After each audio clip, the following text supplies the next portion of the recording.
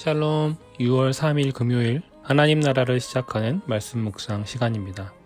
오늘 우리에게 주신 말씀은 사무엘상 17장 1절에서 23절입니다. 젊은 삼누리 김덕훈 집사님께서 말씀 봉독해 주시겠습니다.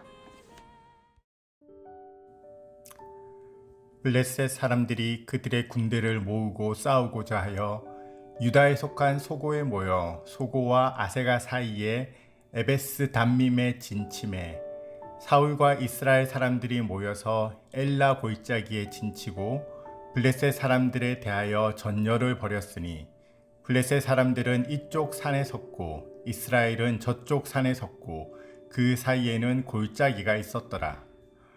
블레셋 사람들의 진영에서 싸움을 도두는 자가 왔는데 그의 이름은 골리앗이요 가드 사람이라. 그의 키는 6규빗 한 뼘이요 머리에는 놋투구를 썼고 몸에는 비늘 갑옷을 입었으니 그 갑옷의 무게가 놋 5천 세겔이며 그의 다리에는 놋 각반을 쳤고 어깨 사이에는 놋 단창을 메었으니 그의 창자루는 배틀채 같고 창날은 철 600세겔이며 방패든 자가 앞서 행하더라. 그가 서서 이스라엘 군대를 향하여 외쳐 이르되 너희가 어찌하여 나와서 전열을 벌였느냐? 나는 블레셋 사람이 아니며 너희는 사울의 신복이 아니냐? 너희는 한 사람을 택하여 내게로 내려오라. 그가 나와 싸워 나를 죽이면 우리가 너희의 종이 되겠고 만일 내가 이겨 그를 죽이면 너희가 우리의 종이 되어 우리를 섬길 것이니라. 그 블레셋 사람이 또 이르되 내가 오늘 이스라엘의 군대를 모욕하였으니 사람을 보내어 나와 더불어 싸우게 하라 한지라. 사울과 온 이스라엘이 블레셋 사람의 이 말을 듣고 놀라 크게 두려워하니라.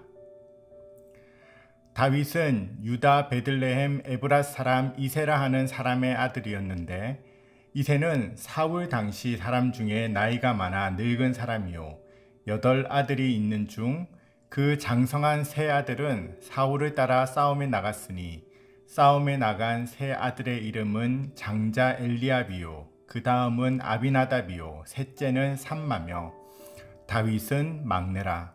장성한 세 사람은 사울을 따랐고 다윗은 사울에게로 왕래하며 베들레헴에서 그의 아버지의 양을 칠 때에 그 블레셋 사람이 40일을 조석으로 나와서 몸을 나타내었더라. 이새가 그의 아들 다윗에게 이르되 지금 내 형들을 위하여 이 볶은 곡식 한 에바와 이 떡 10덩이를 가지고 진영으로 속히 가서 너의 형들에게 주고 이 치즈 10덩이를 가져다가 그들의 천부장에게 주고 내 형들의 안부를 살피고 증표를 가져오라. 그때에 사울과 그들과 이스라엘 모든 사람들은 엘라 골짜기에서 블레셋 사람들과 싸우는 중이었더라.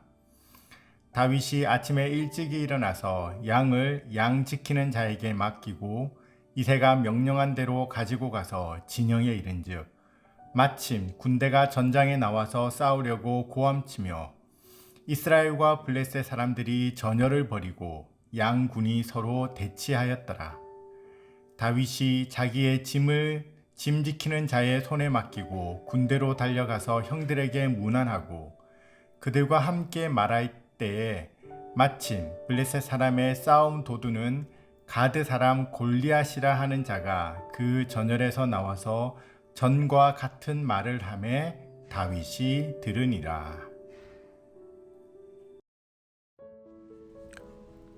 소설 삼국지에 보면 조조와 원소가 북방의 패권을 놓고 전쟁을 벌이는 장면이 나옵니다. 삼국지에 보면 각국을 대표하는 장수들이 나와 전쟁을 벌일 때 상대방 장수와 1대1로 합을 겨루는 일기토를 치르는 장면을 종종 볼 수 있습니다. 조조와 원수의 전쟁에서도 이처럼 장수들끼리 일기토를 벌였습니다. 그러나 원수군의 뛰어난 무장인 알량과 문추로 인해 조조군의 장수들은 속수무책으로 패하고 맙니다. 이로 인해 조조군은 전쟁에서 계속해서 밀리는 열세에 놓였습니다. 이때 일신상의 이유로 잠시 조조에게 몸을 의탁하고 있던 유비의 의형제인 관우가 등장합니다. 조조는 이 위기 상황을 극복하기 위해 관우에게 도움을 청했고 관우는 그 도움에 응답합니다. 그리고 관우는 전장에 도착하자마자 술을 한 잔 따라 놓고는 이 술잔이 식기도 전에 나는 돌아오겠다 라는 멋진 말을 남겨놓고 적장인 알량을 향해 달려갑니다. 그리고는 거침없이 자신의 창을 내려쳐 한 방에 알량의 목을 베어 버립니다. 두 번째 등장한 문추를 상대할 때도 마찬가지였습니다. 이렇게 원수군의 두 장수와의 일기토에서 승리를 거둔 관우 덕분에 조조군은 기세가 올라 원소군을 무찔렀고 결국 원소는 패망하게 되었습니다. 아쉽게도 오늘 이스라엘에게는 관우와 같은 장수가 없었습니다. 블레셋과의 전쟁에서 이스라엘은 골리앗의 등장으로 속수무책 전선이 밀리고 있었습니다. 골리앗은 누구든지 나와 일기토를 벌이자 라고 소리를 쳤으나 이스라엘 근대 중에는 아무도 그와 맞서려 하는 이가 없었습니다. 모두가 골리앗 앞에 크게 두려워하고 있을 뿐이었습니다. 심지어 자신들이 요구하여 세운 왕, 자신들을 지켜달라고 세운 왕인 사울 또한 수수방관할 뿐 골리앗의 두려움으로부터 자신들을 보호해주지 못했습니다. 그런데 이때 골리앗을 두려워하지 않은 딱 한 사람이 등장합니다. 바로 다윗입니다. 어린 목동이었던 그는 아버지의 심부름으로 형들의 음식을 가져다 주기 위해 전쟁터에 방문했습니다. 그리고 골리앗과 전쟁의 상황을 본 뒤 골리앗과의 일기토에서 그를 쓰러뜨림으로 블레셋과의 전쟁을 승리로 이끌었습니다. 여기서 흥미로운 것은 이스라엘 근대 중에 골리앗을 두려워한 딱 한 사람인 다윗은 군대에 증병될 의무가 없는 아직 어린 소년이었다는 것입니다. 게다가 그의 직업인 목동은 농사나 전쟁과는 달리 비숙련된 노동, 즉 여자나 청소년도 감당할 수 있는 수준의 일이었습니다. 즉 그는 전쟁터에 있던 그 누구보다도 기대되지 않는 인물이었습니다. 그런데 그런 그가 골리앗을 쓰러뜨렸습니다. 여기서 골리앗은 하나님 없는 세상이 가장 두려워하고 우러러보는 이상적인 인간상을 상징합니다. 화려한 외모는 더 나은 외모 앞에서, 강한 힘은 더 강한 힘 앞에서 늘 초라해집니다. 골리앗으로 설명되는 세상은 한없이 우리를 작은 존재로 만들고 두렵게 합니다. 무엇이든 하나님보다 더 의지하면 골리앗 같은 세상을 이길 수 있는 길은 없습니다. 반대로 세상보다 하나님을 더 두려워하는 자, 하나님을 경외하는 자가 세상을 이길 수 있습니다. 골리앗을 쓰러뜨린 다윗은 사람의 눈, 세상의 기준으로 볼 때는 가장 낮고 연약한 존재였습니다. 전쟁에 참여할 자격도 주어지지 않은 어린 소년이었고 특별한 기술이나 전투 훈련도 받지 못한 단순 노동자일 뿐이었습니다. 그런데 다윗은 두려워해야 할 대상을 두려워하던 사람이었습니다. 사울과 자신의 형제를 포함한 모든 이스라엘 군대가 골리앗이라는 대상을 두려워할 때 다윗은 하나님을 두려워했습니다. 모두가 두려워해야 할 대상은 두려워하지 않고 골리앗이라는 잘못된 대상을 두려워해야 할 때 다윗만은 두려워해야 하는 대상 하나님만을 두려워했습니다. 그래서 그는 23절 골리앗이 하나님을 조롱하는 소리를 듣고 반응했습니다. 스스로가 대단히 싸움을 잘하는 사람이어서도 아니고 자신 뒤에 하나님이 계시니 그 하나님의 능력을 믿고 과시하고자 함도 아니었습니다. 단지 그는 자신이 두려워하고 경외하는 하나님이 조롱받는 소리를 듣고 가만히 있을 수가 없었을 뿐입니다. 그래서 그는 이어진 골리앗과의 싸움에서 골리앗에게 이렇게 말합니다. 45절에서 47절의 말씀입니다. 다윗이 블레셋 사람에게 이르되 너는 칼과 창과 단창으로 내게 나아오거니와 나는 만군의 여호와의 이름 곧 네가 모욕하는 이스라엘 군대의 하나님의 이름으로 내게 나아가노라.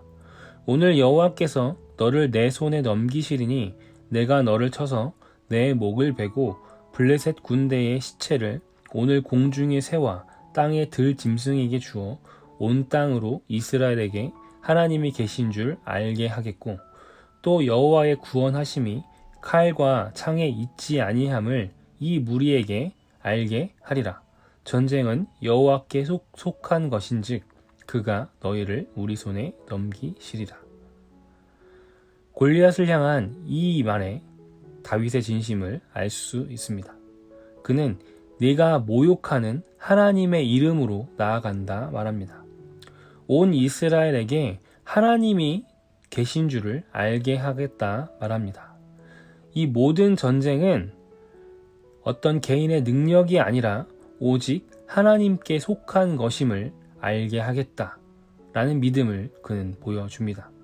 두려워할 대상을 두려워하지 않고 잘못된 대상을 두려워한 이스라엘 백성들에게 우리가 두려워해야 할 대상은 저 앞에 서 있는 골리앗이 아니라 우리와 함께 하신 하나님이심을 그는 알게 하겠다 말합니다.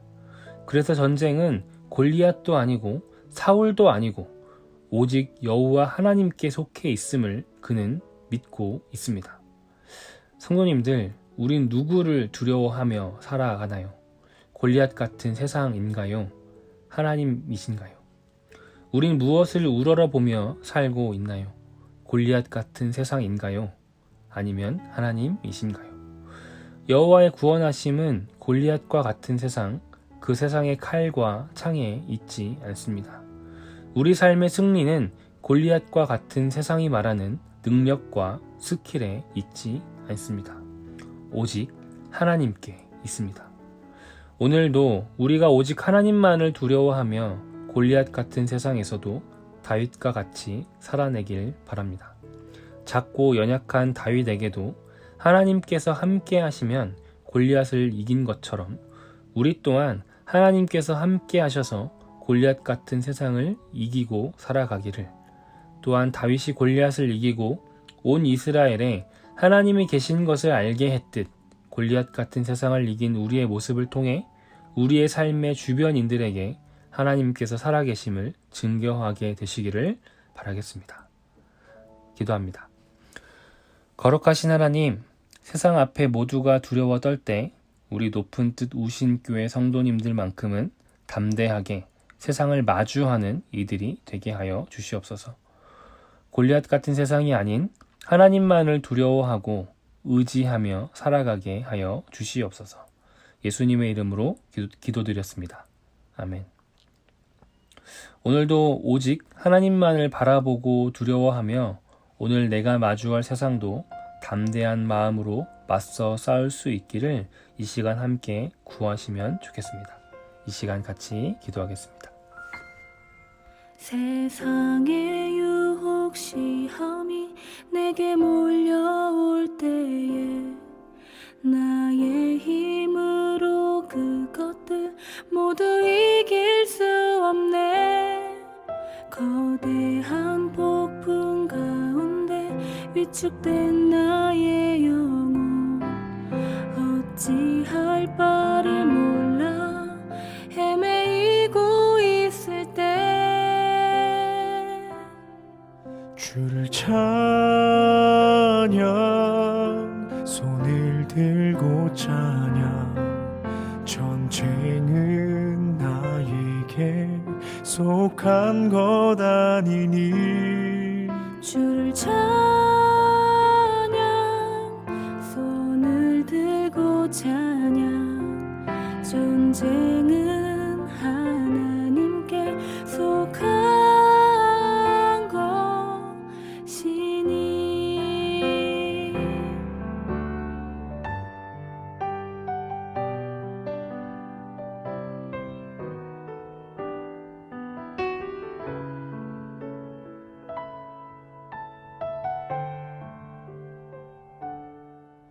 거짓과 속임수로 가득한 세상에서 어디로 갈지 몰라 머뭇거리고 있네.